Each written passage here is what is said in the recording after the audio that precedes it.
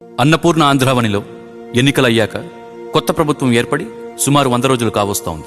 ప్రజాస్వామ్య దేశంలో ప్రలోభాల పర్వంతో జరిగిన ఎన్నిక అయినా ఎంచుకోబడ్డ నాయకులు లేదా వారనుకుంటున్న విధంగా ఎన్నుకోబడ్డ నాయకులు ముచ్చటగా 3, 3 పార్టీలు, 6 మీడియా ఛానళ్లు 100 రోజుల పాలనకు 1000 మార్కులు వేయొచ్చేమో కానీ విచక్షణ వివేకంతో ఆలోచించే ప్రజల్ని కొన్ని విషయాలు గమనించమని కోరుతున్నారు. అద్భుత 6 హామీలు అబద్ధాలైతే, అసత్యాల ఇటుకలతో కోటలు కట్టి సింహాసనం పైన కూర్చుంటే అది అర్థవంతమైన అద్భుతమైన విజయం ఎలా అవుతుంది? పోరాటమో పాకులాటో ఏదో చేసి కుర్చీ ఎక్కిన కూటమి కుతంత్ర మాంత్రికులు ఈ 100 రోజుల్లో సాధించిందేమిటి? ప్రజలకేమన్నా మేలు చేశారా? సంక్షేమానికి పెద్దపీట వేశారా? వారు చెప్పిన విధంగా ఇసుకనేమన్నా ఉచితంగా ఇస్తున్నారా? విశాఖ ఉక్కు ప్రైవేటీకరణను అడ్డుకున్నారా? పోనీలే, ప్రశ్నలు మాత్రం ఎందుకు, కొన్ని నిజాలు కూడా మాట్లాడు. ఏ మాటికా మాట ఈ 100 రోజుల్లో రాజకీయ హత్యలు చేశారు.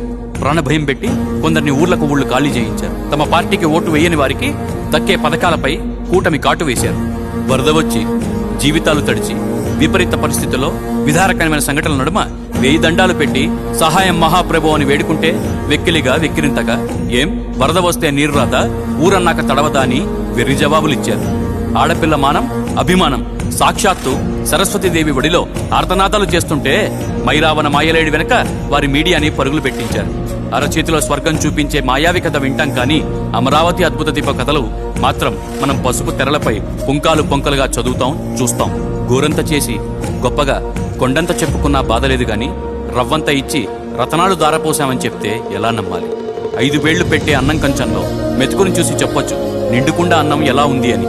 అలాగే ఈ 100 రోజుల పాలన చాలు వీరి 5 ఏళ్ల విధానం ఏంటో చెప్పడానికి. ఎర్ర పుస్తకాల్లో పేరు రాసుకుని రక్తపు కూడుకు అలవాటు పడ్డ రాక్షసుల పాలన ఇది.